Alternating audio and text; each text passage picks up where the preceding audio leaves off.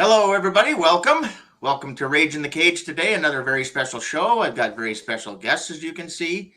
Hello to everybody in the chat. I won't go through it like I usually do, but there are many, many people who have been watching Little Gray Cell's shows from the start and been part of this. I see Discord names and Facebook names, and I see folks that know my channel and are now familiar with this, and a few new names as well. And we just lost Tara, and hopefully she'll get back here.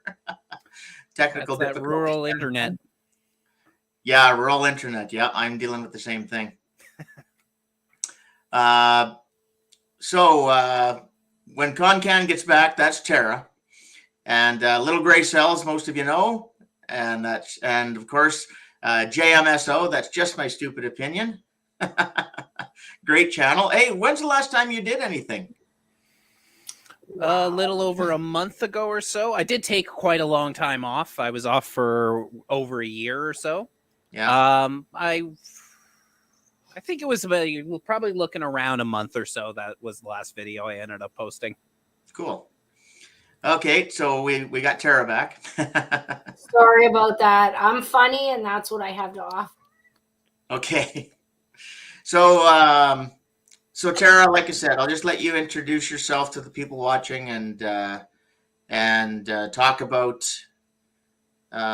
what you want to bring forward, and then like I said, you calling Seamus and everything like that. So go ahead. Actually, Seamus just just said to me just before we came on that it was actually 2 years ago today that Seamus and Adrian and I did the very first video about this. Yeah. And I was a fucking mess. Of course, I was a mess. I'm still a mess, but it was something else. Seamus and Adrian and I were friends for a long time before this happened. We were conspiracy theorists together long before this fucking conspiracy happened. And that day on the 19th, on the Sunday, I got up and my phone was going nuts, and I couldn't get a hold of my brother, and I messaged Seamus, and in Seamus fashion, not anymore, but back in the day, I would message him and he wouldn't fucking read it. And I messaged him like 3 or 4 times, and I said, hey dude, like this is going on, shit's going on. And I phoned and I said, did you get my messages? And he said, no, I didn't. I said, well, read them. And that's when it all started. And then Seamus, did you get a hold of Adrian right away, or?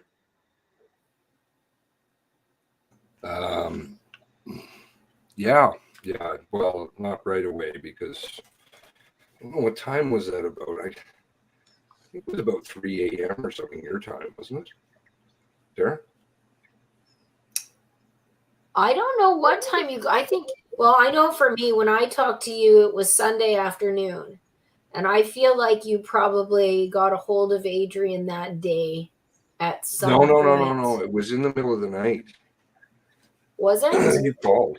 Yeah. And that's, I remember saying, what are you doing phoning me at this hour? Like, why are you still up? And you're like, and then that was when you started to have, I could tell there was something terribly wrong. But then the next morning, I think we're getting contact with Adrian. Sorry? It's funny because my memory of it was like in the afternoon. I can actually remember standing right here in my kitchen, but I thought it was the afternoon. But those days are so, it's all like a big mess. Some things I remember, certain things that happened, like I remember being outside standing it was a sunny day on the Sunday. And I remember standing out there talking to the one police officer the first time. And then I talked to him again later on. And other than that, like, I don't really remember in what order things happened. But I thought I had talked to you in the afternoon, so that shows what I know. Well, I think we definitely did later the next day because I had volunteering. I think I had to volunteer. Didn't I? Oh, wait a second. Oh. Yeah. I had volunteering. So then when I came home, we did the video. By that point, talked to Adrian, got it all arranged. I'm pretty sure I'll have to go back and find it, but it was pretty distinct to me anyway that it was early morning for you.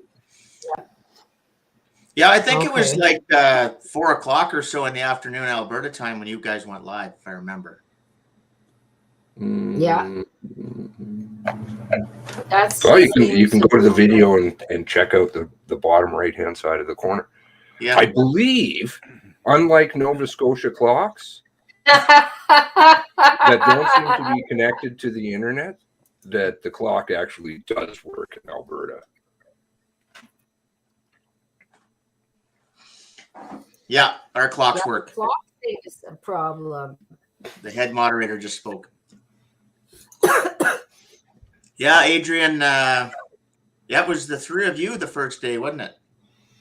Yeah, it was. I mean, when I first saw it break in the news, I didn't think much of it. I was, I mean, you get inundated with a lot of that news out of the States, although this time it was here in Canada, but I didn't really pay much attention to it, briefly read the headline and, a little bit of the story, and I just kind of went on with my day. And it was later on, I got a call from Seamus, which, he calls and then we usually talk for quite a while on there. And then he started to talk about what was going on in Nova Scotia. And that's when he told me, he's like, have you talked to Tara? And I said, no, it's been a little while since we talked. And that's when he dropped the bombshell. He's like, yeah, no, Tara's family was involved in that shooting. Like, they were victims of that shooting. And that kind of blew me away. And so it was around that time that we ended up starting to look into what was going on in the events down there. And I mean, initially it was just meant to get closure, to help Tara get some closure and some understanding what was happening. But as time went on, everything started to devolve. We started to see that the official story wasn't adding up. So it kind of took on a life of its own at that point. Yeah. Yeah, I remember just seeing it on the news and I mean, I knew Seamus at that time, but I didn't know Adrian and Tara yet. I knew your channels, but I didn't know you. But as I was watching, as the days were going by, and then Steve called me and said, "Hey, we're live. Are you watching?" And I started watching, and I believe that was on the 21st or the 22nd. And after that, I went back and watched the first show. And then on the 23rd, you guys brought me on for the first time. And by then, it was really obvious that the press conferences were total dog shit. And none of it added up. Nothing made sense. And then also, that's when videos and pictures and things started coming out too. And then once we got a hold of some of that stuff, then yeah, off we went. That's true. We had a lot of people sending a lot of stuff in at that point. Mm-hmm. Well, and it didn't take a genius to see that things were not the way that they were explaining it to us. Like, again, like one of the big ones was definitely the clocks. They're telling us this time frame in which he's in these specific locations, but then anytime you actually dig a little bit deeper, you could see that none of these clocks were adding up. The facts that they were trying to say weren't how they were panning themselves out to be.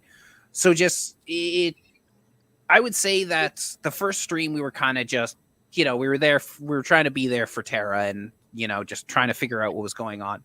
By the time that second stream rolled around, though, we were already starting, like, we had already had conversations off air, and we were starting to see everything that the RCMP was trying to do. And then from there, we ended up more and more that we would talk about. Suddenly it was starting to be addressed, like, Not to try and sort of toot our own horn or anything like that, but it was the fact that we'd be talking on the phone about something and then we'd stream about it, but okay, so the RCMP is saying this and, you know, they're saying X, but it really turns out to be Y. And then I swear it was within a couple days, they would have another press release or another press conference where their story would change again. And it would be to try and plug this hole of what we were just talking about within the last 2 days. So when you're starting to see this play out, you know, it's kind of hard to sit there by yourself and think, okay, you know, they're not paying attention and not trying to cover their ass with everything that was going on. What are you talking about? Blue puffy coats and such? Oh, come on, Seamus. I would never do that. No. I trust the official story. Red cars and white cars and only emerges in later warrants. Pretty awesome, man. Well, and then the narrative that they were pushing too, immediately on the news on CBC, the National, and you know, about abusing women and all these kind of things they were just trying to throw in there to distract and to get a message out. And again, it just there was no facts coming out. They weren't answering anybody's questions. You know, it just, and again, then for me the big one is when I think Steve posted the video that 2 people had filmed from their car in Shubenacadie. And that name will be the bane of my existence. What's that? That name will be the bane of my existence. Shubenacadie? Shubenacadie. I don't think I pronounced that right once to this day. I get it wrong 3 out of 3.5 times. But once we started seeing some stuff and getting some actual photographs, because again, one of the first photographs released, remember, was the police car in the garage, and they were, you know, they were telling us this is a mock police car, and it's like, well, hang on a second. Some of us know police cars. Come on. It was a classic. If it looks like a duck and quacks like a duck, it's a duck. Yeah. Mm-hmm. Yeah. That first video, though, is very interesting if you go back and look at it, because it was already coming out, and Tara was already saying, like, right away, there's problems, you know. Because she was obviously on the receiving end of certain things, and she's like, there's something not right here. Well, even it was just That the first way video, that, I think we went back. I was just going to the say first that it was video, the way that you were even being treated, Tara, when you would tell us about your interactions with the RCMP, and then when we were hearing other stories from other families of the victims, and just the way that the police were interacting. It's not the way that they're supposed to interact with the family. You know, they're supposed to be try and tell them, you know, we're going to do everything we can to get to the bottom of this and that. But instead, it was more of a, maybe you shouldn't go start a disturbance. Yeah, exactly. Yeah. No, right away. It was right away that they were all over me and Seamus and you, and they were, I don't know. I mean, Seamus was a shit disturber long before this, and I know that they were already watching him just because we were friends and I knew shit that was going on. And so he tells the truth and he doesn't stop and he can't be bought, which is like a combination of not good for anybody who is trying to make lies and cover shit up. So it was kind of funny. But immediately you could tell that we were being watched right away. It's the most fucked up thing. And anybody who didn't have experience with this beforehand wouldn't believe it. Like if you were to tell people that like your phones are bugged and your computer's bugged and the cops, if you knew where I lived, you would know it doesn't happen by accident. The cops will drive by my house, turn around and go back. I live in the middle of the woods. Like that doesn't happen. It's just amazing the lengths that they're going to, you know. Yeah. And this commission, come on, is anybody who's paying any attention to this thing at all convinced that this is really the situation? Nope. I just got a text from Steve. He's in chat. He's out with the family, so he's not able to join us. But again, Steve was on those first few shows too. Mm-hmm. He was. Yep. Well, this was the team, right? Yeah. Yeah. And Steve and again, he was finding videos, and Adrian was finding videos, and people were sending pictures, and again, we just really at the beginning of this, when this started without these guys, I don't know how I would have been able to deal with this. I mean, it's only because of Adrian and Seamus's channel, and you're letting us do this, you know, and your help with everybody collaborating. Had I not known these guys, this wouldn't have gone anywhere. Like, as far as getting the following, you know, it would have been another news story, like, you know, the Manassian thing and the mosque in Quebec. It would have been one of those things that it happened, and then 2 weeks later they'd be on to something else. Well, again, you guys pointed it out in that. I remember that it was either the first day or the second day, and you were talking about the press conference, and this came up, is that you know, they're just trying to sweep this under the carpet, give a narrative, and then hope it goes away. And there's a guy up in the right corner of the screen that has spent 2 years not letting it go away. Some guy in Alberta. It's just a team. The team's part of the team is, you know, the initial stages of it are here, at least part of it. Yeah, and that's true. And that's it. It's not just Seamus. It's not just Adrian. It's not just you know, people that your faces you see. People are in the background doing so much work, and you never see them. Like, I mean, there's so many people that it's all across the country. And even if I remember correctly, Seamus was talking to somebody from down in the States. You know, it's not, well, and then Mike Phillips had us on too. You know, it's not just a Canadian thing, right? It's a lot of people spending a lot of time and not wanting any recognition for it, because it's probably not good for their health, you know, might impede their ability to help us. Yeah. Well, and it's, again, too, there's been a lot of people there. There was people in the States paying attention right from the start. And yeah, American Duck Radio and a few others. There's been other channels. Some of them may be helpful, maybe not, but it's out there. They're talking about it. Are we ready to maybe pull up the map and kind of go through things? Are you okay to do that, Tara? I'm good. Bring it on. Okay. Now, keep in mind that, as horrible as it sounds, and I know that it does, and it is awful, I'm confused of all the locations. Like, I can barely keep the Portapique stuff in track on my mind. So, like, don't look to me for helping you on that. I don't know. Well, and again, those like, I remember the shows that, you know, like around, like on the 25th and 26th and those times, and those are some of the ones that YouTube has taken down off Seamus' channel, off LGC. Yeah.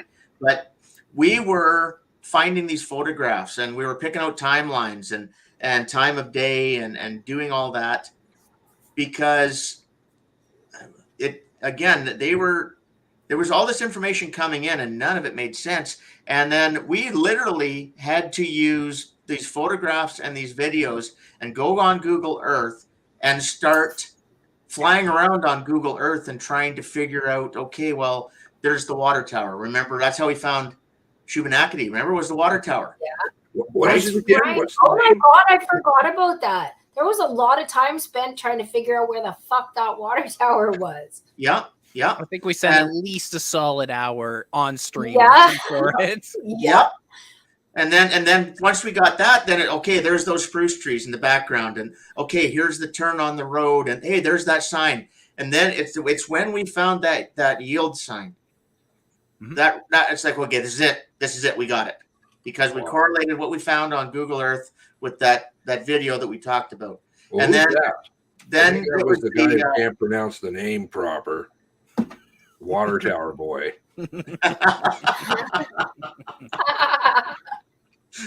Yeah. And then the other one I remember is when they had the pixelated image of the police car on Hunter Road. Mm-hmm.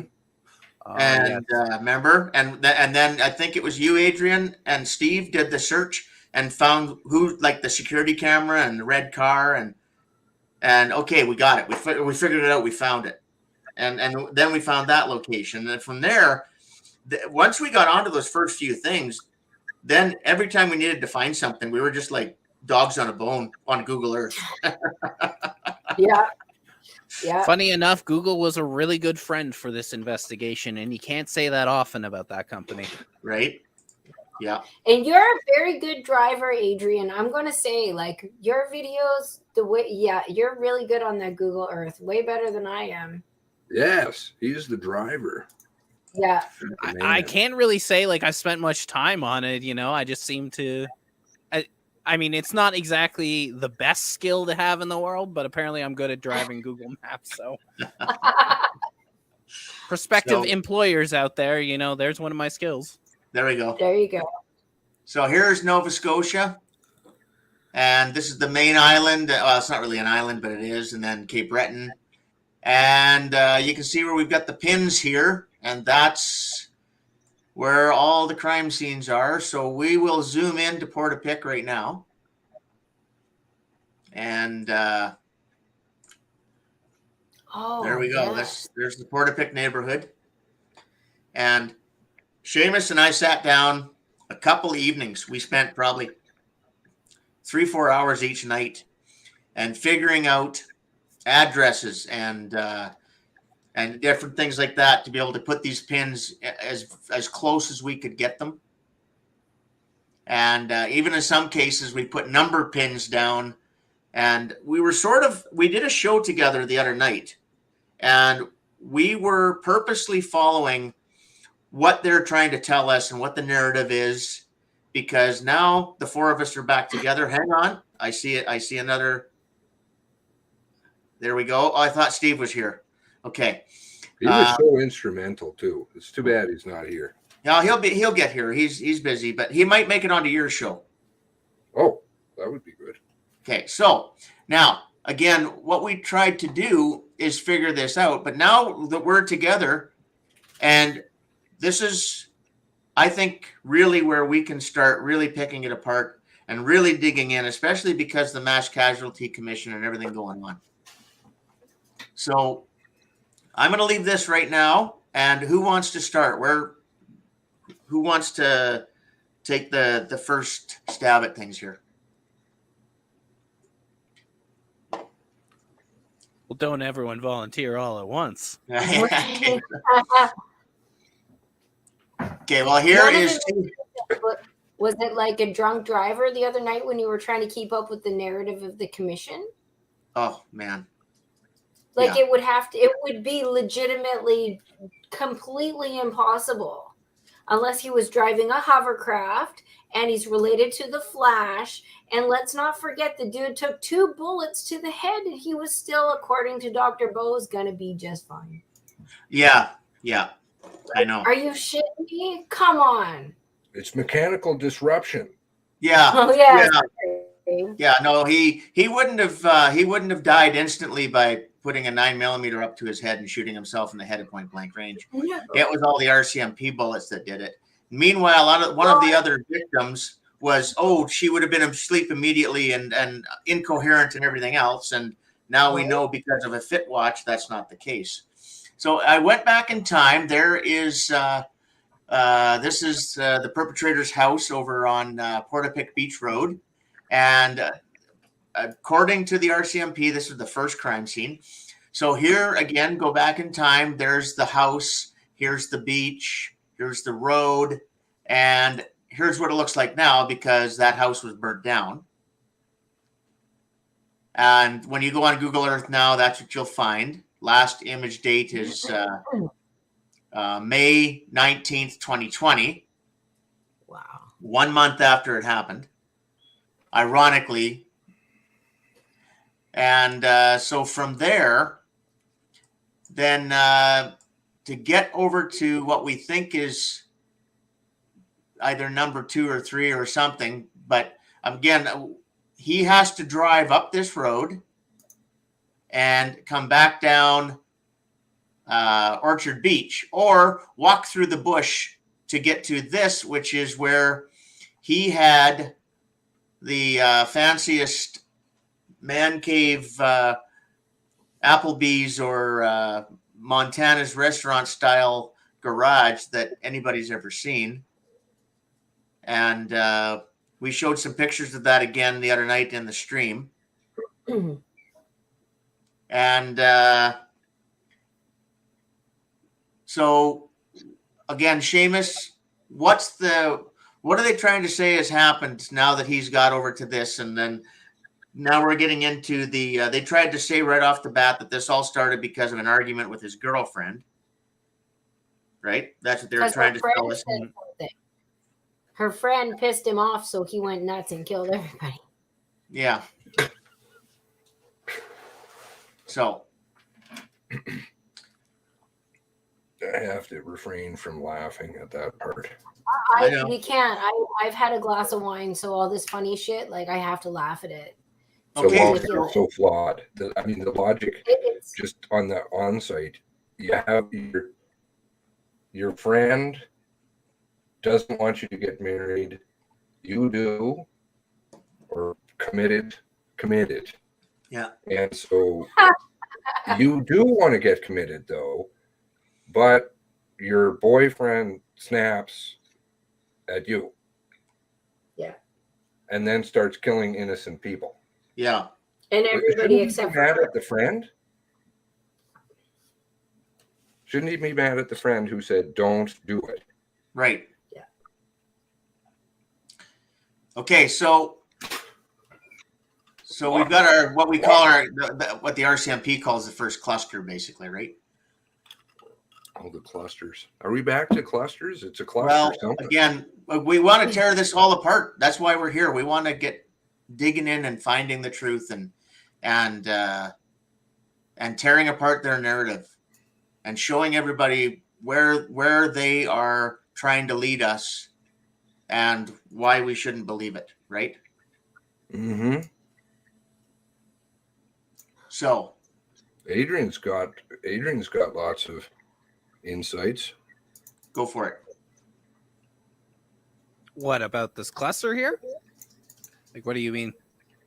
Well, about what happened next, where things started, like, okay. Okay, well, if we're going on from where it started then, okay, so we got his house over there, and then he makes his way over to his fancy-dancy garage he's got over there.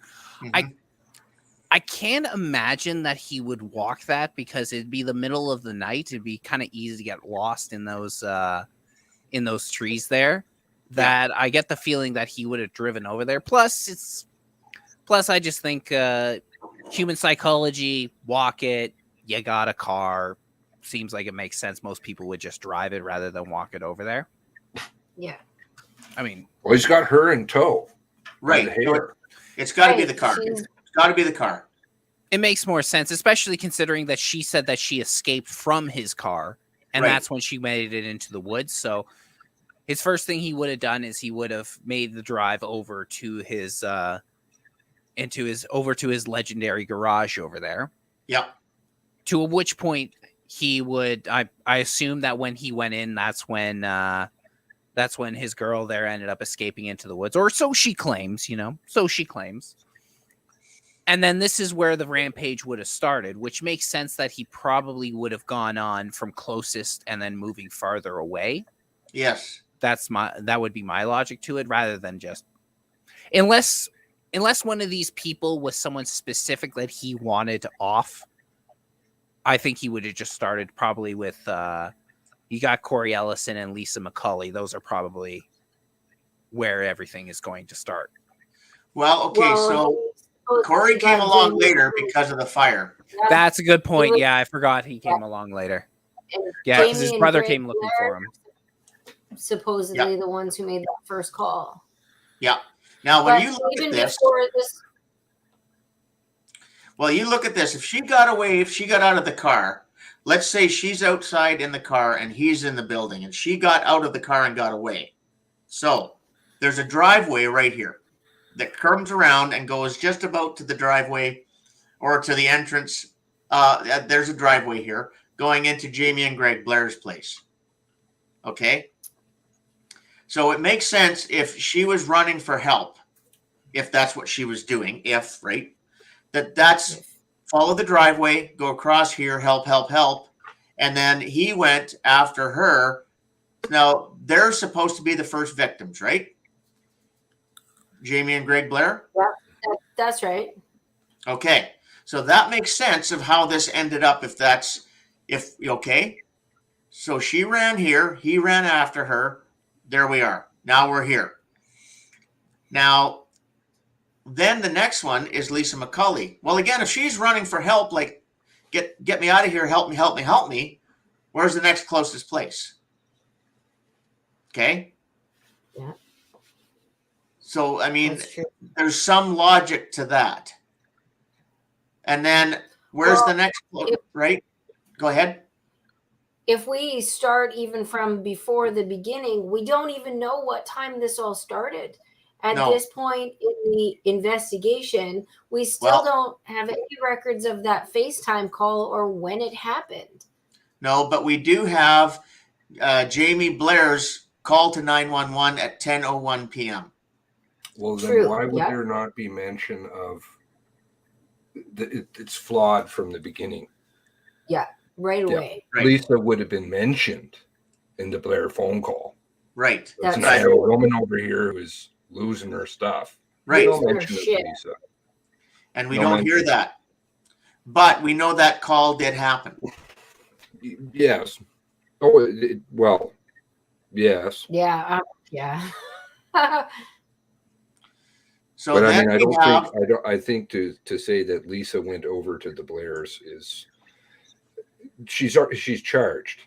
So I think her story's out. Right. From the beginning. Okay. But we're pretty sure, of course, look, there's a 911 call and they are victims. And Lisa McCulley is a victim. And then up the road is Don Madsen and Frank Galenchen. Mm-hmm. Somehow everything went right past Leon's place and this other house. Yeah. And went to here. And again, that house is burned. That house is gone. Yeah. Mm-hmm. Okay. Yet, these two houses are not. Right. But this is. So well, they say the Blairs, there was an attempt. There was an attempt to burn the house.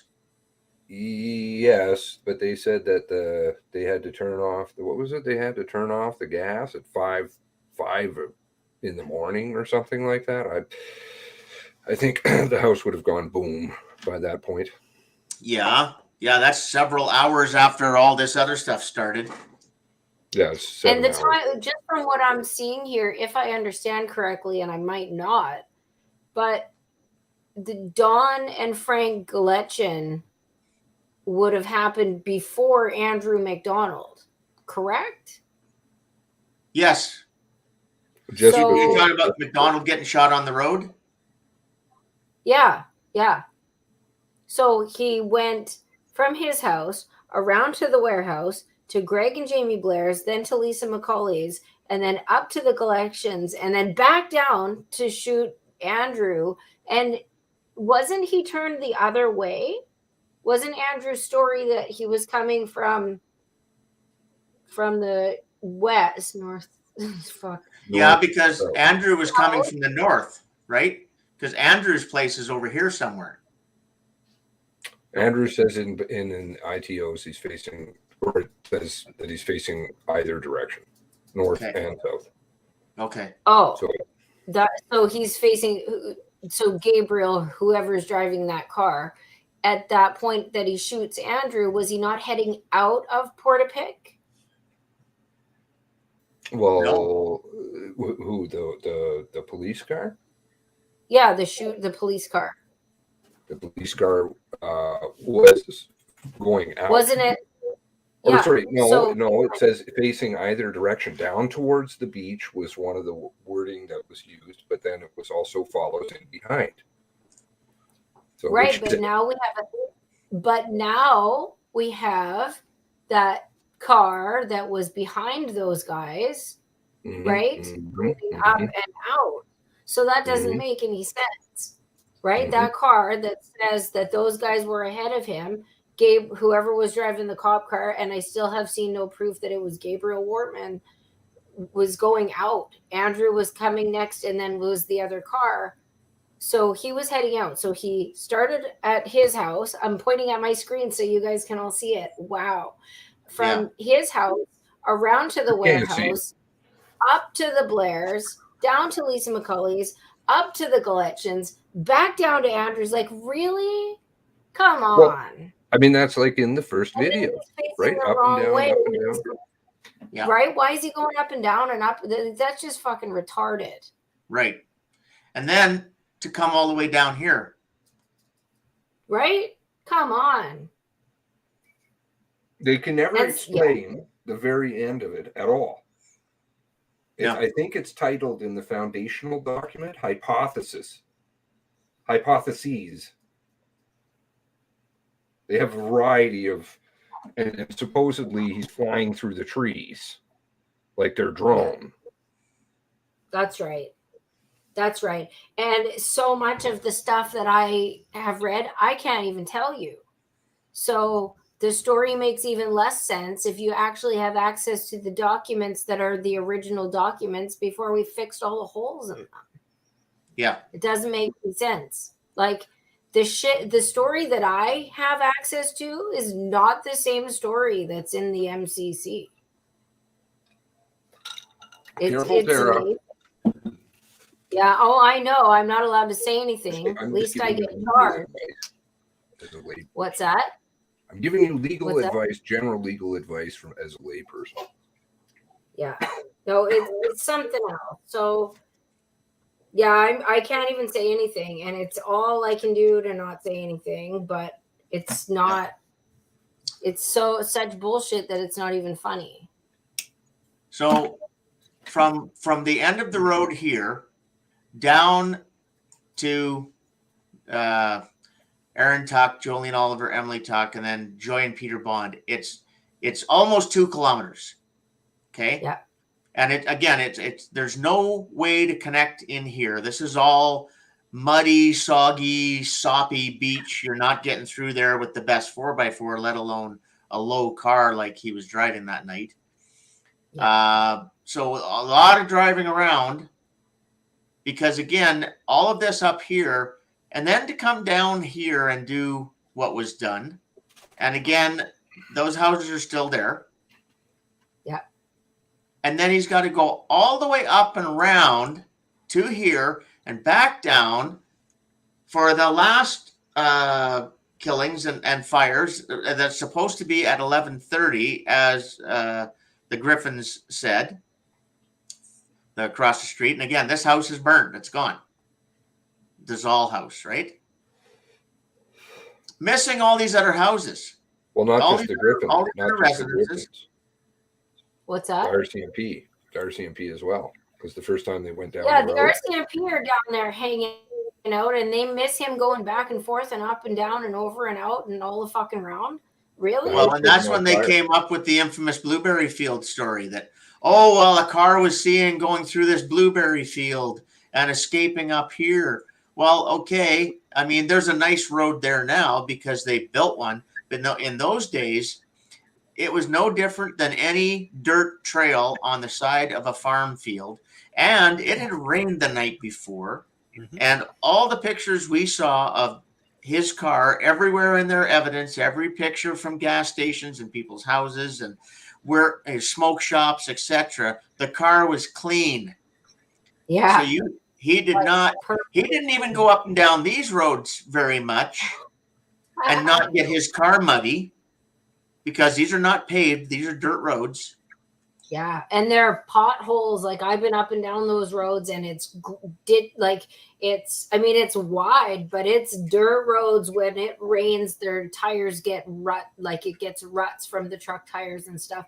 And when you put that map up like that, and you consider the amount of land that had to be covered that night, and they sent 3 RCMP officers in on foot. Yeah, no. Come on. Like the level of stupidity, the amount of cocaine that I would have to snort off the table to believe this shit is more than they pay for the commission. Yeah. Well, even if this was a more urban area, this was a city area, it still wouldn't make sense that they would send them in on foot. They would send them in cars. They can cover so much more ground than they could on foot, number one. But again, it's like you already stated, it's the amount of land that they got to cover.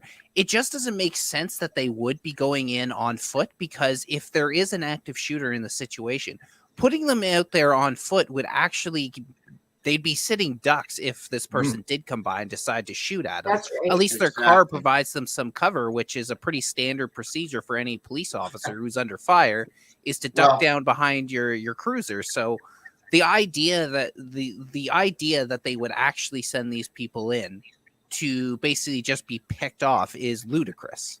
Yeah. Well, what mass shooter thing do you know of where they say, or whatever incident, do they say, police don't respond in a car, go walking down there? Well, because, here's the thing, though. I don't know, an apartment building? Well, hang on. One thing about it is cop cars are called bullet magnets. And when you do get into a shootout, and this goes back to training and everything else, you get the hell out of the car. You don't want to be in the car. Your ability to move and shoot and everything else, unless you're using the car to either escape or as a weapon. But yeah, you would, when you have to cover ground, when you have to cover 2 kilometers, you're going to be driving it. And remember, they can black those cars out. No lights. Okay. All cop cars have blackout switches. Mm-hmm. So you can go down the road, and in the blackout, and there, you can still be seen, but it's better than having your bright lights on and everything. Well, in Moncton, I get the Moncton point, but then the other logic doesn't work either. You have somebody down there like Dion Sutton, who is one of the dog handlers, who has night vision, but you leave him at the end of the road. Yeah, up here. And he sat here until they moved it back. Come on. Like their first, according to what the Mass Casualty Commission said, and even their thing all along, their first roadblock was right here. And then they moved it back. Because apparently the word was, like I said, he came up this blueberry field up to this brown loop and then made his way out and gone. That still doesn't work with the timeline and witnesses that seen other stuff going on. Well, it doesn't really work either, because at this point, the RCMP were apparently unaware that he was posing as a police officer. He was driving around in a police cruiser. So even if they're, let's just say for the sake of argument, he did that. He was going out in this blueberry patch and making his way up. Nobody who was sitting there would think that that was actually the shooter itself. So this logic to me doesn't actually add up. No. And the other thing is we've got McDonald getting shot and his wife dialing 911 in the car while he's bleeding. This guy here, Bjorn, another neighbor, seeing that happen, witnessing it, and then McDonald getting up here to the first roadblock and saying, giving a name and a description that he's in a police car. Yeah. McDonald gave the police GW's name and said he's in a police car. Yeah. They knew that very early on. And Jamie Blair said the same thing on her 911 call as well. There was a police car in the area. Yeah. And the people that witnessed from over here on the other side of the bay, on the other side of the river, those witness statements as well were talking about police lights and police cars and everything else. So, you know, the whole thing is just right from the start. And again, there's just no way to know in what order things really happened. Well, okay, take Corey.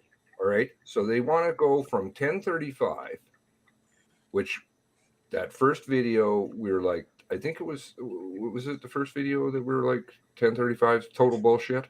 They did, because it was 1026. The first video was there's all kinds of good shit back in those earlier videos, pardon my language. But let's go with right now. Corey Ellison, photo 1040. They change it from 1035. We have a witness who sees him driving down the road, the Blueberry Field Road. Yeah. Okay. Then they move it to 1045. So what happens to the 1035 witness? Oh, that's gone. Okay. Yeah. So now it's 1045 back in November 2021. Now they say Corey Ellison, well, we've got a photo. He's using his phone. So clearly he's still alive at 1040. 1045. So now you want to say he goes from Corey Ellison 5 minutes, goes all the way down to the end. Probably they're hypothesizing still goes in and kills the Bonds and kills Aaron, Jolene, and Emily, and goes up the Blueberry Field, and he's out in 5 minutes. Yeah. Get out of here. And I just put up a comment from Oh Dear, and Oh Dear deserves a lot of credit for all the hard work. Oh, yeah. Absolutely. Yeah. You can't even put into words. Yeah. Yeah, and again, you know, the whole thing about, like, and we've talked about it, you know, he's mad at his girlfriend, so he goes around and kills all these other people. She doesn't die. She ends up being found at a neighbor's house the next morning, and that's when she gives the picture of the supposed mock police car, which Adrian and I figured it out. It's not a mock car, and that was more your doing than mine. But we went through all those pictures that you got to me, though, right? That's fair. And you know, so here he is, and so again. Many hours go by, and there's all kinds of confusion. Again, Corey Ellison is found on the road by his brother. He's passed away. He's been shot. His brother goes and hides in the woods, and they evacuate other people instead of evacuating the kids, the 4 small children who are on a 911 call with dispatch. They don't evacuate them from this house. They evacuate other people in the area. Where did they go first? Everything's happening on Orchard Beach. Where did they go first? Yeah, they went here. They didn't. They wanted to sow the seeds that they went down Orchard Beach by insinuating that it was the warehouse, but it was disprovable. They sent a car to retrieve Peter Griffin, didn't they? Sorry? Did they send a car to retrieve Peter Griffin and his family? Yes. Because they didn't send a car for the kids. Right. I heard that they let them drive out in 2 vehicles. Either way, they got them out. Meanwhile, the 2 children from this house where Jamie and Greg have been killed escaped to this house where Lisa is out dead on the driveway. And now there's 4 children hiding in this house on 911 with RCMP dispatch, and nobody goes to save them for hours. Yeah. Hours. And then when they go in on foot, with no guarantee of getting out. Well, again, so now he goes on this highway, 29 kilometers. The whole trip is 29 kilometers. He heads north, and he goes into Debert and stays overnight. This is the welding shop, And back here on this driveway area, hidden in the trees, is where he supposedly spends the night.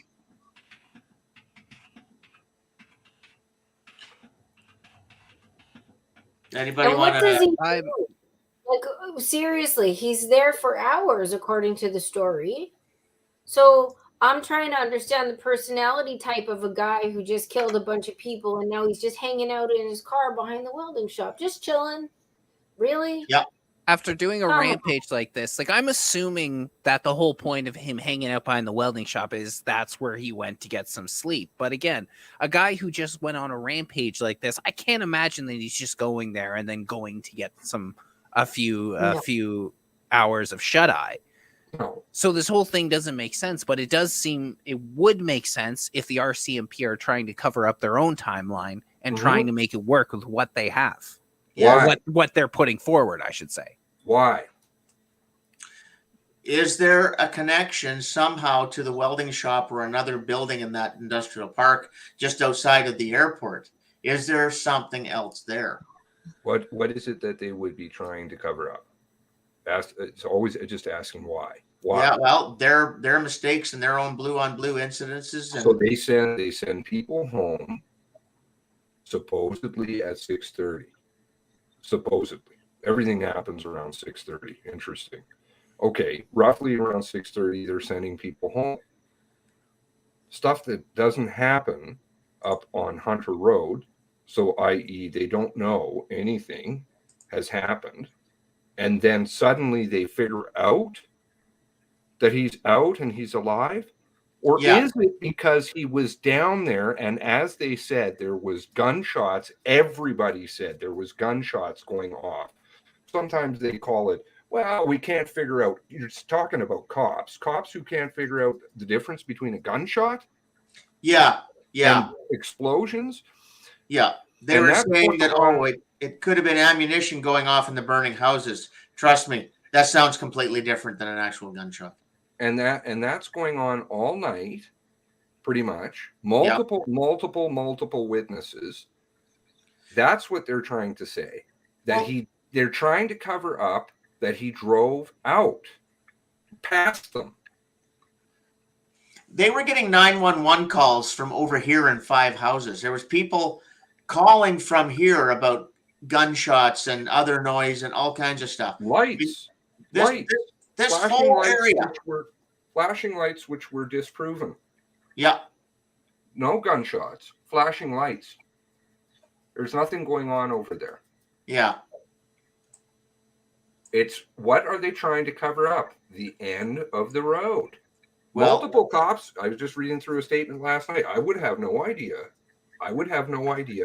It was what he said if he drove by me. He could have easily driven by us. I don't know. I don't know even how many cars went by us. We have no idea.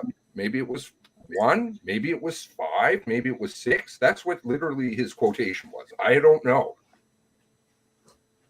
That's what they're trying to cover up. That's why the blueberry field was there. Yeah. And the blueberry field doesn't even work if you use the tape down in Great Village because you've got the what is the name sitting down at the end of the road. Again, here's somebody else that's been here from the start is Ms. Fox. And, again, we've been talking about this from the start. I just don't think he could have done this alone. I don't think it was just one. It couldn't have been. It's not humanly possible. It's not possible. That's why, like, right from the off, I'm so aggravated and pissed off because they're blaming stuff that couldn't have been done by one person on one guy. And it doesn't matter what they find out in the commission. Nobody's getting charged. They're not even looking for a second person. But I mean, common sense and sobriety will tell you that this person didn't do it. If he did it at all, I have yet to see a car drive by a video camera that I can identify the fucking driver. I haven't seen one yet that I can actually tell who's driving that car. So, I mean, it's like everything is likely. It's likely. Right? They even when they call people up, they say so and so is on stage. Yeah, they are. They're on a stage for a play that's bullshit from the beginning.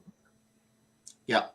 Hypothesis, maybe, could have been, here's what we maintain, or here's what we believe. I mean, plausible deniability. The plausible deniability language that they use everywhere is just amazing. And it's even multiple things. They're like, well, it could have done this, or it could have done that. Yeah. You must be happy with the conclusion. Huh? Yeah. What are you talking about? And if yeah, it's reasonable that that's his car going there based on our timeline. And I love the videos, like the video that was from February the 18th, and there they are playing it. I'm sure it wasn't from February the 18th, but whenever it was from, you can't play something like if they took away everything that wouldn't stand up in a real court, there's nothing left. None of it that they've given us so far would stand up in real court. Yep. Ceases is here. He just changed his name again. Always back to cheesecakes. Yeah. Okay, so here's where it really blows. Here's where it really goes wrong. I mean, it's bad enough what happened, all of this, and what we're trying to figure out, and what they're trying to say. But again, is that this guy was angry at his girlfriend who never died. All these people died. Then, what the hell? He drives all the way over here, rests for the night, and then gets up in the morning and goes just about 37 kilometers north to here. No, that's where he has a sleep. In the middle of his adrenaline killing spree. Yeah. Welding shop. Come on. Yeah, at the welding shop, and then gets up the next morning and drives almost 37 kilometers north to a remote location and kills these two people, and then subsequently the neighbor who came to help. And then burns the house down.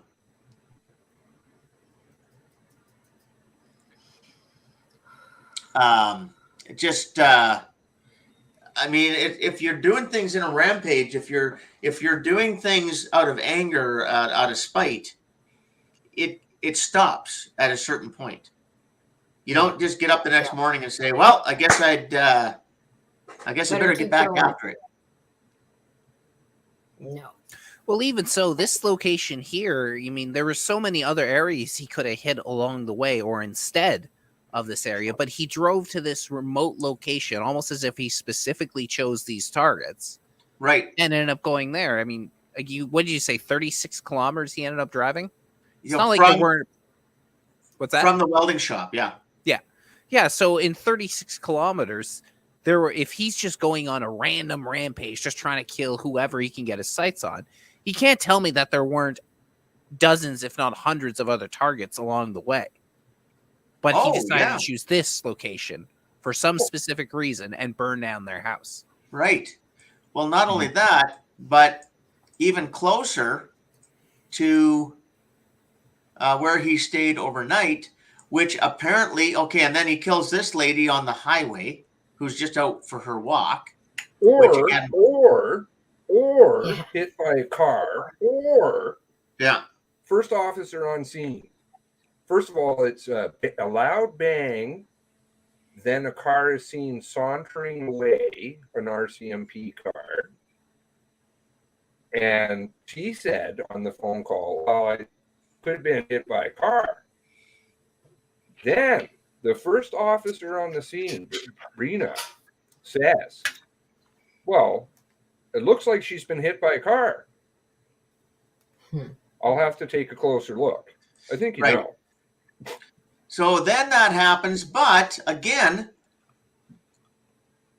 he ends up, and again, the police receive a 911 call from this location, which again, Debert is right here. This is on the way to Debert, but he apparently comes from north after those killings and goes here.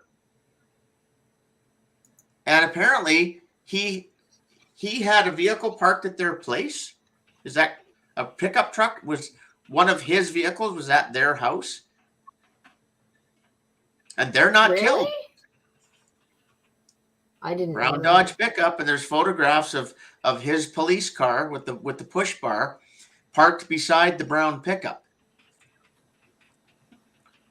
Okay, so then this is where it gets worse. Okay, so he leaves here, and now he goes back up north and in Debert again, and that's when the 2 nurses are killed on the side of the highway here. So how does that add up? It doesn't. There's a lot of driving around, and a lot of people dying at locations all over the place. None of them can be random. Yeah, no, they're not. Yeah, no, I'm with you there. And somebody said back in the chat a while ago, I think if I read it correctly, the timeline in Portapique makes it can be done if you have more than one shooter. So it's really the only way it can happen. Yep. And not, and you know, there's so many questions because I know there's just so many options because we have no answers. So, like, did he do any of this at all, or was he killed by whoever at the very beginning before whoever it was went on a rampage? Or did he help them down in Portapique and then he didn't get out of Portapique and somebody totally else went on to Debert? You know, you don't know at what point he was really even there. If Right. you look at the video from the Millbrook trading station, that guy looks like the guy who was at the Fisher's house, but it doesn't look like Gabriel Wortman. If you look at Gabe, the way that he was built, that guy's not built anywhere near how he looks. So You're the talking guy about at the smoke shop. At the smoke shop where he put the vest on, that's not even him. Here comes Adrian with his good CTV eyes. Yeah. Yeah, Well, this you is can when tell. Adrian found this place because he found. I remember this. You found the concrete abutment outside the door, and this house The over here, pothole. and the potholes and this parking lot. But more importantly, he saw that the clock was out Yes. right away. He's like, well, Yep. I've seen that same video, but they were cropping it everywhere, all over the rest of the news. And he's like, I saw it on CTV. It says 10:55. There's no way that 10:55 could work because that's minutes before, 6 minutes before supposedly Morrison is hit. How long away? All the clocks in Nova Scotia on this one are out. Every single one of them. We From just don't day know how one. to tell time. Oh, Everything's From half day an one. hour later. and they're trying to tell us that the weigh scales where the trucks stop to weigh their trucks and Department of Highways, which in Nova Scotia is run by the RCMP, and goes through their logbooks and everything else, and they're trying to tell us that clock is out. And all of us who have driven truck in our life, we're pretty sure those clocks are they're usually They're on. fucking bang on. They have You to remember- be bang on. Just like the scale itself has to weigh the exact amount. It's Yep. so if nothing else is more ridiculous, that one is ridiculous. You remember going down there, Tara? Yeah, hang on just a sec. Right at the beginning, because I'm like, oh, go down there. Let's have she took some photos. Yeah, I mean, that's right. Why is this tracing where the camera was? You know, Yeah. who should be doing this job? The Instead police, Not they're- us. not Yeah, us. Not us. Instead, they're spending all their time trying to cover up what the fuck really went on. Yeah. Listen, they're very busy giving themselves 20% pay raises, okay? So cut them Yeah. some slack.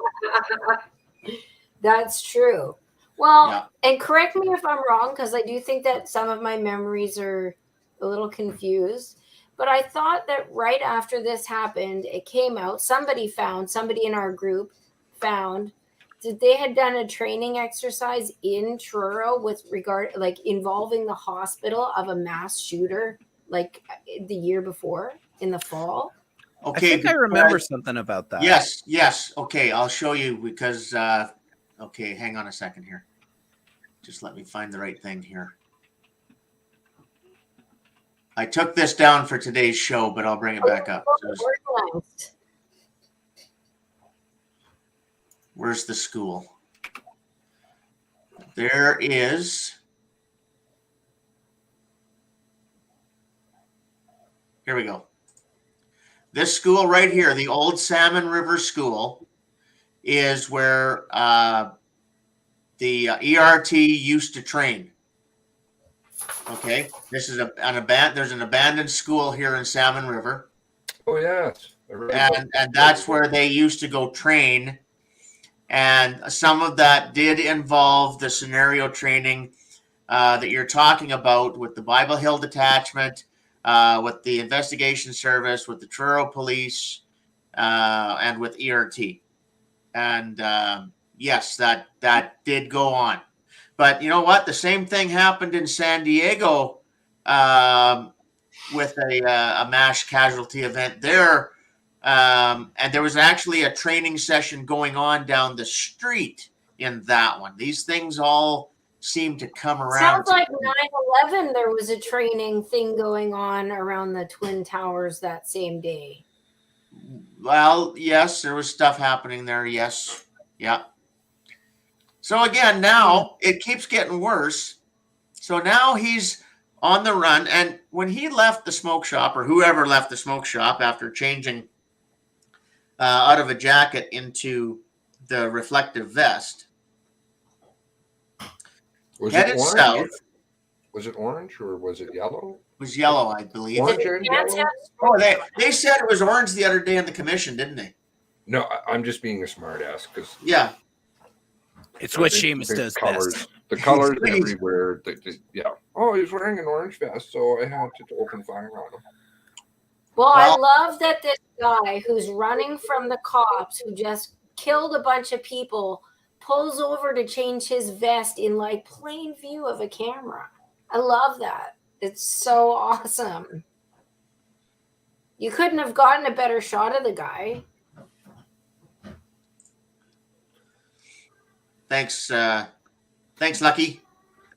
This guy's got lots of inside info. Yeah. Okay, so again, this continues on now. Okay, so apparently at the same time that Shumanakati is happening, and I'll get it right someday it'll happen. A lot of things are happening at the same time, aren't they? Yeah. A lot of things are happening at the same time. Because now we've got the fire hall, which was where, again, they were taking victims from Portapique way over here to this fire hall, when in fact there's another one was closer right there. Yeah. But they were getting people to go all the way down here to this one. And then what happened?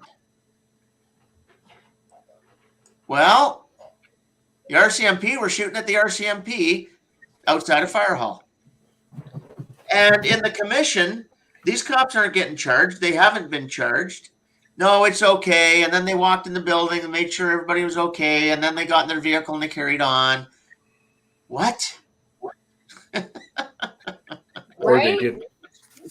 Come on now. This dude these guys should have had their weapons taken from them on the spot, and then to go ahead and do interviews with witnesses and other things that they did. They should have been under investigation immediately. When a police officer fires a weapon, that's where it stops right there. Okay? You don't just get in your car and go on. Okay? That's your scene. That's where you're at. So the fact that, and the other thing is, the two guys that fired these shots never missed a crime scene in this whole story. No, they didn't. They were everywhere. They were at every single one, and like you said, they were interviewing people afterwards. They were down at the big stop too. Yes, they were at the big stop. Mm. And like Adrian and Seamus pointed out, they keep talking about 88 meters is where they fired from, when this eyewitness here said, no, they fired from here, because that's where you see the gap in the trees out her window. That's where she saw it. And that's where the picture was taken from. Then they're saying that they were over here. Well, you can't see anything from over there. There's all this stuff. There's all this stuff in the way. You can. Yeah. You can. And that's in the middle of summer. You can. You know, they showed it from her perspective. Just. And then they're trying to tell us the other day. Go ahead. They would be way farther up the road. 88 meters is way farther up the road. But Well, and equally, they said they were in the ditch on the other side of the road. But irrespective of this, the important thing to note is that there was the quote CERT investigation that was done, independent by Ronnie McDonald and Felix. I hit Ronnie. Anyway, who was the founder of CERT, the shit. Yeah, yeah. But, and there was a code of conduct. And they were cleared in that. Yeah. I don't know about Melanson. I don't know what his deal is, but Brown was. So, I mean. Well, do you have the photo of the bullet strikes on the fire hall? Sure. I have photos. So I'll pull this one down, and then when you get that up, then I'll bring it up. I have some.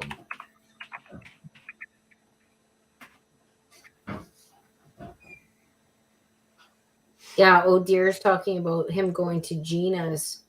Doesn't make any sense. That's it. They go everywhere.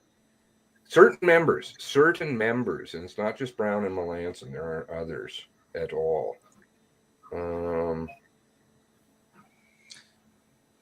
Yeah. Okay. McLeod was all over the place too, and so was the guy that ended up doing the final shooting with McLeod, the dog handler. Oh, I forget his name right now. Hubley, yeah. Okay. Can you zoom that in? This is some on the edge of the wall. Yeah.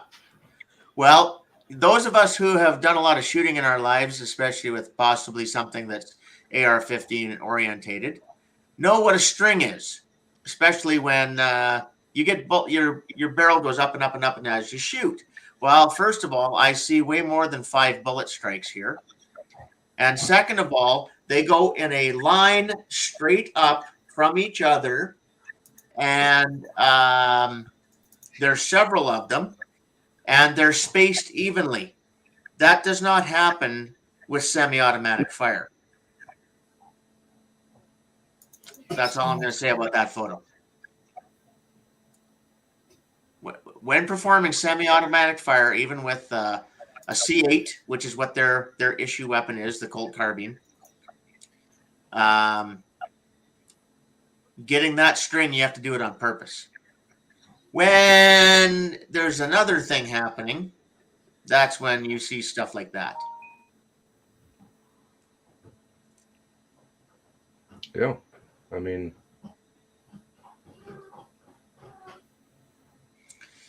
so again, in the Mass Casualty Commission, they were saying the other day that there was 5 shots taken at the fire hall. Well, in that photo, there's way more than 5. And that string is from one weapon. That didn't come from more than one weapon. That string came from... Well, how do you shoot the sign? Well, again... I'd like to know that. Again, I can see them hitting the sign because it's in the way. Because at 88 meters, the garbage cans, the trees, the hedges, that all At this other 88 shit's getting meters, away. at 88 meters, then you wouldn't see the fire hall, which means you wouldn't see the vest. So what in the hell are you doing? That means you go Exactly. premeditation to open fire on the fire hall. Oops. Exactly. Or you go to the garbage bins, like eyewitnesses say. But then if you go to the garbage bins, how the hell do you open fire on the sign, which is above you? Right. And how do your spent casings end up across the road? That doesn't happen. They don't fly that far.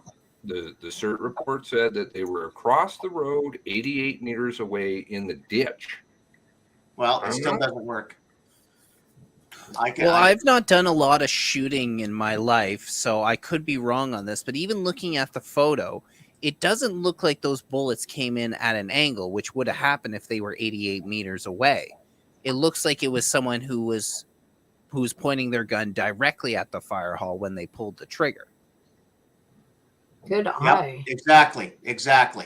So again, across the road, 88 meters. Okay, there we go. There's still too much stuff in the way. Yeah, the sign is right there. There's the shadow. Here's the shadow for the sign. This is the sign. And that's the garbage can. And this is somebody's house. So at 88 meters from across the road, you're still shooting through somebody's house and a sign and vehicles and everything else before you're getting to the fire hall. There's not a house there, but you couldn't see anything. When the report was released, that was why I did the video 88 meters, because I measured it. I'm shaky with Google Earth, but I'm like, there's no way. Then people went down. I did the video. Then people went down and drove it, found out, and they're like, yeah, you can't see anything. So how the hell would you, that means because you'd have to drive, and as you're driving, you'd have to have the stopping time, which means it's more than 88 meters. Right. Because you're driving at 80 kilometers an hour or whatever the hell they were going at, which you can take the GPS. Yeah. But they don't give you the GPS.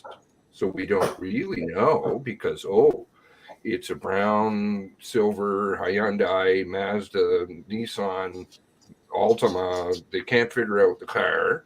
Whatever. Well, yeah, because you're right. From back here, where they would have got their first glimpse to, like you said, get slowed down. Even if they were here and they got slowed down really fast and got pulled over, they still can't see anything.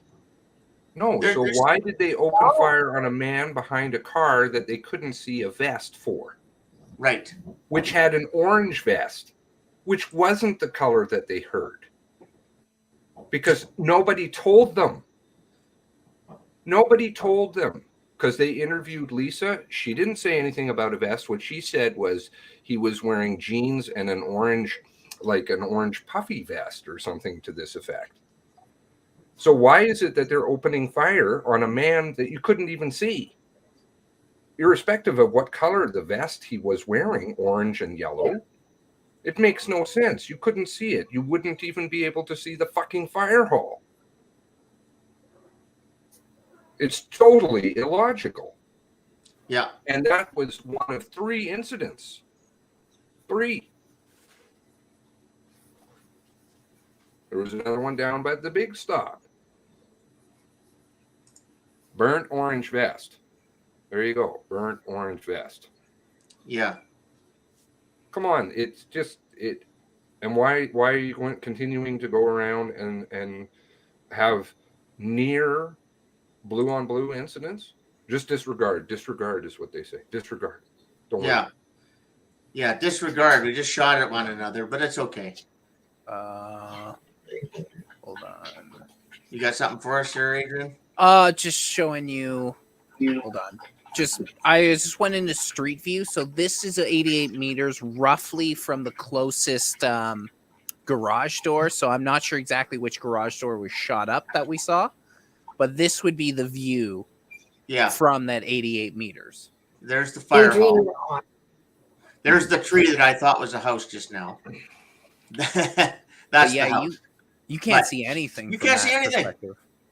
It's summertime, so you can. But I mean, again, these are evergreen trees. Yeah. And you see, the thing is that how long ago was that video? How long ago? 88 meters. Oh, geez. Yeah. Not only that, but that lady, the eyewitness that took the photograph, that was out within the next month or so. Did they delete that off my channel? Probably. I think that one's gone. Yeah. Of course it is. No, it's not. No, you got it? Yeah. March 5th to 2021. I mean, A year later. Well, that's because the CERT report. Right. Yes, that's right.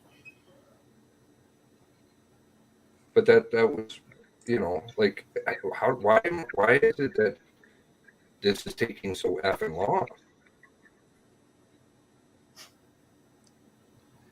Yeah. Elmsdale, same thing. Petro. I mean, there's so many of these. There's literally no hyperbole. There is thousands of these elements that have been pointed out.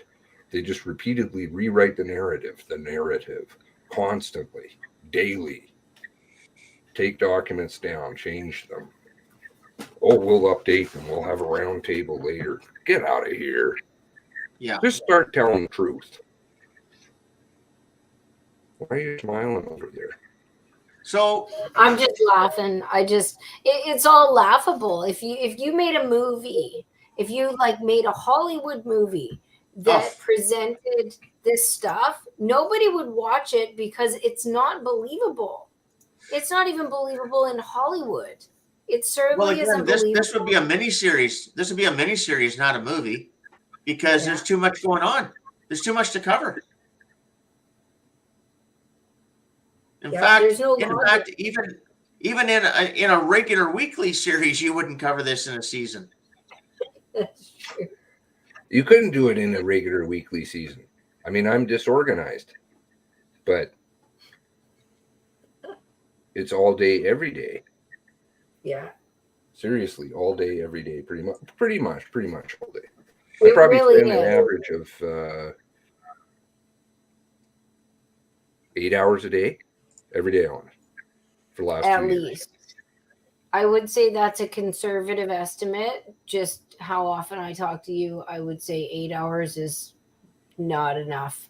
Like, you spend way more than that. There are times when you're messaging me at 3 o'clock in the morning, like, and you haven't stopped. I sleep at bad hours. I apologize. Well, again, stuff keeps coming out. I mean, you know, okay, so again, you know, the fire hall thing, the nurses, and the video from the smoke shop are all at the same time, apparently. Yeah. But every clock in Nova Scotia is wrong, so we don't know. we just don't know. Meanwhile, they're covering up all these blue on blues, but they couldn't cover up Morrison. Well, they could have covered up Morrison, but they couldn't cover up Heidi. There's, you know, because again, here we go. Within a couple of minutes from when that video was 10:55, I think, when they're saying that was the timestamp on the video at the smoke shop was 10:55 or something, even though every clock is wrong. We end up at the Shuby because I'm giving up, and again it gets wild and crazy again. So they want to talk about, you know, trauma. Yeah. I want to talk about trauma. Yeah. Let's talk about the trauma of Tara. Yeah. Let's talk about the trauma of the families. Yep. Let's talk about the fucking O'Briens with that Fitbit. Oh my God. Who and then for that doctor to come on. Yeah. Who have been waiting for honesty, truth, accountability from our employees. And frankly, I'll tell you, anybody else who's working on this too, and I guess I'll say that I do that somewhat. What the fuck, man? You've wasted 2 years of my life. and I'm mad, and I want my underwear back. I paid you. I paid you to hurt me. I paid you to hurt Tara. Are you fucking out of your mind? You better grow a conscience fast. Well, and then to say that they wouldn't have done anything different, right? It was textbook. When they think back, when the commission asked, I forget who it was, what would you have done differently? Oh no, nothing. Like we did everything right. Really? If it was a fucking mistake, legitimately, they didn't have anything planned and nobody was involved, which is bullshit. If it was simply a matter of a bunch of fucking dunderheads doing everything wrong, then why wouldn't they say that? Why wouldn't they come out and say, looking back, dude, I would change this and this, especially at the commission, knowing that nobody's getting charged with anything. They could walk right up and say exactly what the fuck they did wrong, and it would be thank you so much, and we'll try to make sure it doesn't happen again. There is no punishment for any of this. So why, if you just made mistakes, wouldn't you just admit that you did things wrong? But they're not. And it doesn't make sense. It makes sense if there's an actual conspiracy where this was a planned thing. And when and I don't know, I could be wrong, but my opinion, there's certain statements that you listen to that don't make sense. And especially when you compare them to other ones like Dion Sutton, the dog handler, his statement to me was somebody reacting appropriately. That fucking car wouldn't go fast enough. My gas pedal, I wanted to push it through the floor. I was fingering people as I was going by because they were in my fucking way. Like, that's the appropriate response. That's how everybody, you could just see that fucking guy was trying really hard to get in front of this. And it doesn't seem like there was too many other people who were. There were some really good officers. There were some great officers, and they got screwed. And he said it. Like it just seemed like they were sending me on a wild goose chase. What are you doing? And now we're going to lose them. We're going to lose good officers like that. That seems smart. What are we going to be left with? Yeah. Trauma. Fucking Chad Morris. Look at Tara's face. What do they call it? Trauma informed? Is that what they do? Is that what they call it? Is that the verbiage? Mm-hmm. Yeah, the trauma informed approach. So essentially, we're focusing on everyone who's traumatized and not focusing on what happened because we're going to catch everybody's emotions with the trauma. They can't even compel somebody to be a witness. They can't make you. If they call you as a witness and you just don't fucking want to, then you don't. So then they lied. Because they said, we can compel people after the quote unquote review, which then became an omission. Yeah. Not an inquiry. I kind of stand in awe on the balls on these people where they can say that they wouldn't do anything different, that they did everything that they could when they allowed this guy to go on a 13-hour rampage all across the province that left 24 people dead. To sit there and actually say that to the community that suffered through this, to the families of the people that who are never getting their loved ones back. I'm actually a little shocked that they could sit there and say that to these people after everything that they was put through. I mean, they can't stop people for like someone like Gabriel Wortman from starting a rampage like this. As unfortunately, there may not have been much they could have done for the people of Portapique, but everyone else that died after that event is purely on the failure of the RCMP. Yep. And the fact that they're sitting there trying to say that they've done everything, that they didn't fail, that it was almost some sort of story of success that they stopped this guy. Yeah. It's just unbelievable. Yeah, They're patting each other on the back for a job well done. It's amazing. I mean, one of Amazing. their own is dead Yeah. in this whole situation, and they're sitting there acting as if they've done a great job in this whole situation. And again, Right. everything around that, everything around every single one of these, every single one of these, and then you focus on Heidi, and it's in every single case, in every single crime scene. There's more. There's no answers. There's no answers. None. Not one. Nothing but more questions. Which then Occam's razor. Yeah. Right? Exactly. The whole thing has been a screw fest from the beginning. And who is really getting traumatized? Not only, that's the really sad part. It's gone from families who haven't been allowed to go through their emotional cycle. It just continues. Yeah. And then it's all of the people across Canada. Wow. Just Well, so you how can scary cover is up. it to know? How scary is it for everyone in the whole country to know that if the cops don't feel like you can be saved, then they'll just throw a blanket on you?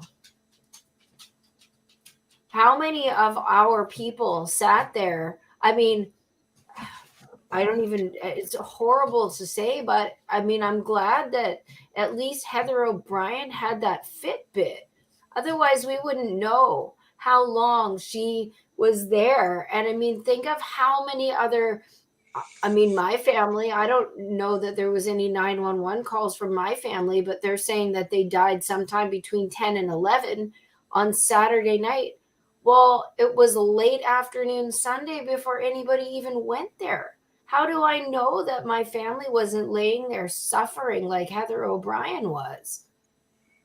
And how many of these other people don't know, because it was such a long time between when it supposedly happened to, well, Greg and Jamie Blair. I don't know how long it was until anybody went to their place, but they were the first call. Yeah. Yeah, that should have been the first place a police car responded to, was their house. Yes, Yeah. but they didn't. Exactly. They never went there. I think the earliest, and I always stand to be corrected, but I think the earliest entry I can see of anybody going there is 5:43 in the morning. Yes, it was. Yeah. So far. That we can actually like pin down with any kind of hope. But you have to sift through, literally, there are over 500,000 pages. Yeah. Yeah. Which they want people to do, because then they'll just lose you in their swamp, which is rinse, repeat, over and over and over. They do this. Yep. This time, I think they really shit the bed. Well, again, the whole Mass Casualty Commission, the way they're going about it, how they're doing the witnesses, everything presented, they're making it worse. They're not helping. They're not answering questions. They're not getting to the truth. They laugh and giggle every time they say a clock is out. Oh, the clock is wrong. I was playing one today. Oh, it's what did she say? Oh, it's really frustrating for us. Yeah. And that's the emotional, psychological warfare garbage. Yeah. Oh yeah, we understand. First, we're not going to tell you. Now we can. You all have pointed it out. We're equally frustrated. Isn't that too bad? We're your friends. Fuck off, man. Yeah. Didn't you point out too that Seamus, there's more documentation on this than in 20 some years of Stalin being the leader of the Soviet Union? Yes. The Stalin Archives has 140 some odd thousand pages, I believe. This has over 500,000, to which, by the way, 500,000 is what they have granted, I believe, the lawyers access to, the family's lawyers, which is not what the public gets, because there is a totally different system going on there, and we only get bits and pieces of it, which amounts to, I don't know what the hell we're at here with scanned documents and going up and down websites that can't, are totally not built for people to use, can't search documents, have to sit there and individually download. It's a joke. Trauma, that's trauma. Work. Well, you have to work to get the truth. For who? For Tara and families. Well, yeah. I mean, that's why we dug into this right off the bat. Was, again, you know, Tara brought this, you know, this happened to you, and you called your friends, and since then the team has been working on this, and the other families as well have, you know, everybody in this is to the point where the level of frustration, it's tiring. It's exhausting. There's no relief. There's no let out a breath. There's no That's true. right? Because you're not getting answers. You're just getting more questions. And now we're finding out more and more tragedies as we go along. Everything from what happened to Corey Ellis and what happened to like you brought her up, the nurse, Heather O'Brien.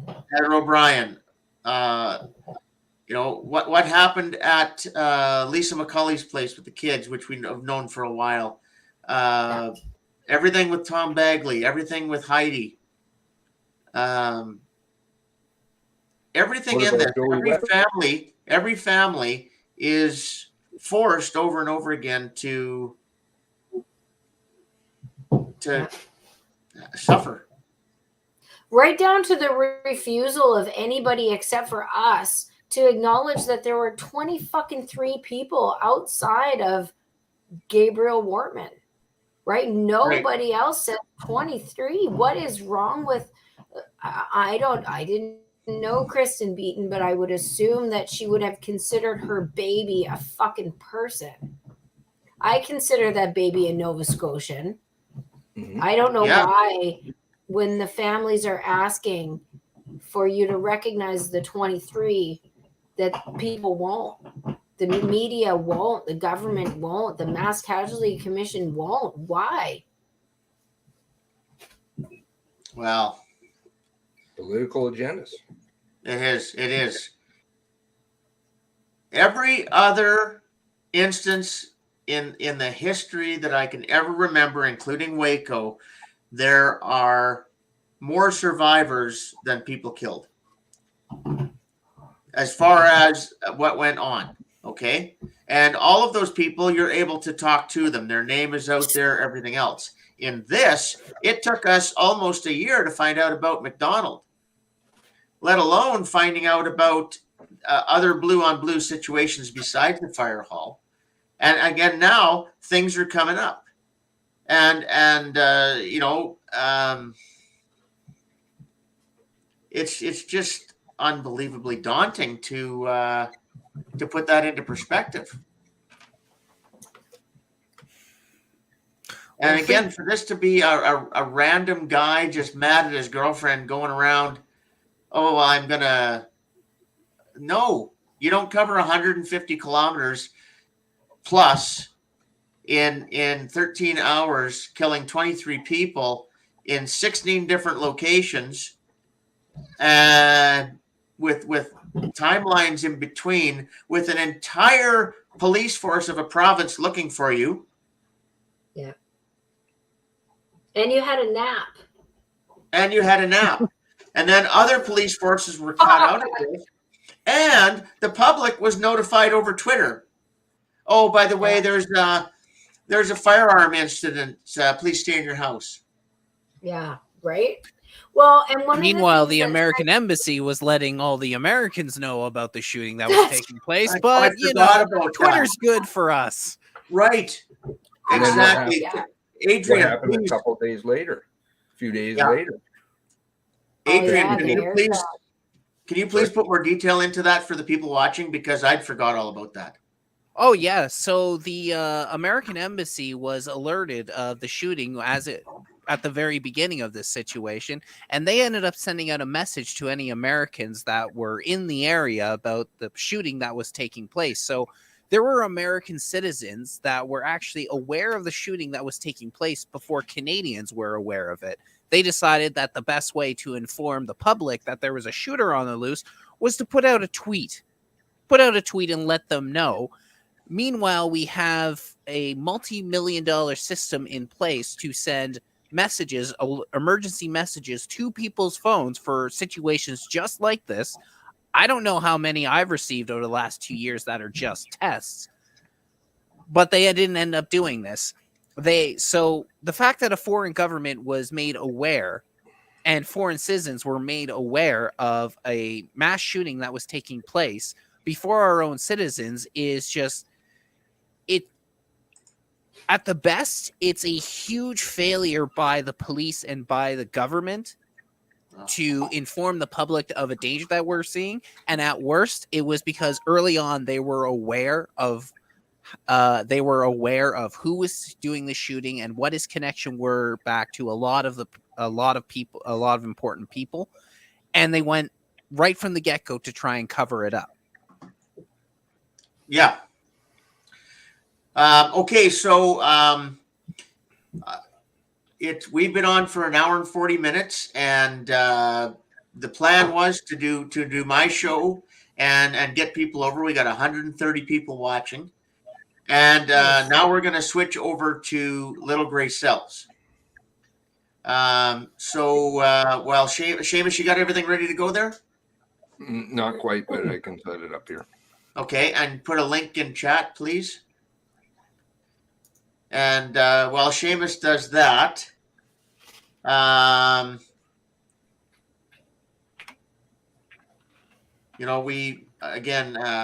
we still haven't talked about. We talked about Heidi, but we haven't talked about Joey, and we haven't talked about Gina. And so, just before we go, I will switch things over here, because again, at Shuby is where Chad Morrison, an RCMP officer, was confronted by Wortman somehow on a side road and ended up getting shot. And then another police officer ended up in a collision involving Wortman. And this is basically how the vehicles ended up. It's a poor drawing of it, but it's how I did it. This is where the Wortman vehicle ended up. This was Heidi's RCMP car. And this is where Joey Weber's vehicle ended up, because there ended up being a shootout here. And that's when Officer Heidi Stevenson was killed. And then Joey Weber came up the off-ramp and stopped because he saw two police cars sitting there in an obvious collision. And that's when he passed away. And then that vehicle was taken, and only 1 mile away, I think it's actually a kilometer, it's not even a mile, is Gina Goulet's house, which is where Wortman went with the Weber vehicle, and she was killed and her vehicle was taken and he got away from there. Now, in my mind, two things. So she was a denturist, and we're pretty sure they knew each other just because of denturist stuff. I mean, there's been all kinds of stories here, there, and everywhere, and you guys know more about it than I do. But here's the thing, and this is why I think she was involved, is Wortman had an injury on the top of his head and possibly others, and so he was hurt. And he was going by here. He pulled in. I'm guessing he went there for help. I think he went there for first aid. And then couldn't leave a witness, got in her car, and took off. That's my theory on that one. Or, again, there's way more questions than answers on how these people ended up as victims. And again, she knew him. Yeah, yeah. At this point, in my head, I don't even, at that point, at Gina Goulet's, I don't know. I mean, was it the guy from the Millbrook trading station or was it Gabriel Wortman? Because those are two different people. Yeah. And then it carries on down the highway. And again, oh man, how many gas stations can a cop car go to? And then at the big stop is where it all ends. So, but again, even that, oh man. So do you have a link ready there, Seamus, for? I sent it to you in private chat. Okay. Is that, let's see there. Okay, that's the YouTube. Okay. We will put that in the chat. Here we go. That is the channel we're going to next, folks, for watching on YouTube. That's Little Gray Cells. There we go. And okay.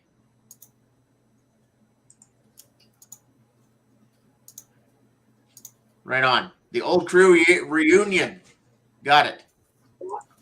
I don't know. Okay, so do I just click on this and then I'm over there? How does this work? I didn't know. No. Seamus has to give us a StreamYard link so we can join him on StreamYard. That's just for the people that are watching. Oh, okay. That's the YouTube. That's the YouTube one. So he'll have to email it or put it on phones. For me, he has to email it. So. Oh, yeah, me too. I can drop it in there. And you can, there's the StreamYard link in private chat. You can click on that. But in order for you to start that one up, you have to shut this one down. We have to be out of this one. So. Okay.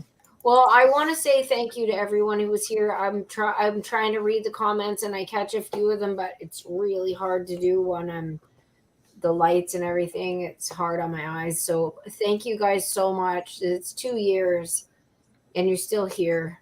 And you guys haven't given up and none of this would have gone anywhere near as far as it's gone. And just because I get disheartened a lot, but there's a lot of people who are paying the price for their bullshit in the background and we don't necessarily see it.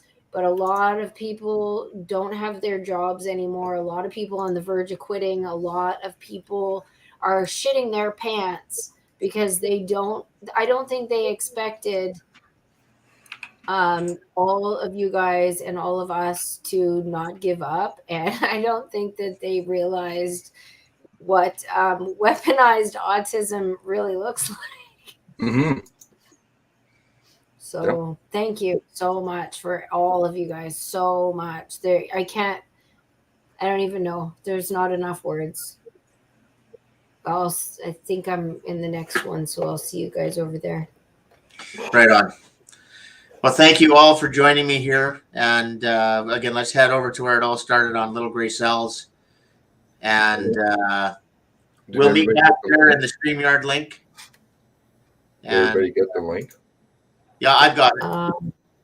No, people are saying, did I miscopy it? I think. No, I've put the YouTube link in. You've got it right. You got the right link in for them. Well, they're saying it's not working or something. Well, if you haven't opened it up, no, it's open. I've got it. Okay. Yep, it's there, folks. Just try it a couple more times. Yeah, people are showing up over there now. Jumbo Slice is there. Lucky is there. Ken Troy's there. So Nikki Lewis just showed up. Julie Rock. Yep. People are over there. Okay. So, okay, we'll call it a stream here, and I will meet you fine feathered friends over in the next StreamYard on Little Gray Cells, and everybody, please follow us over there. Thanks so and much. Continue to watch. We All right. will. Okay. Bye. Cheers.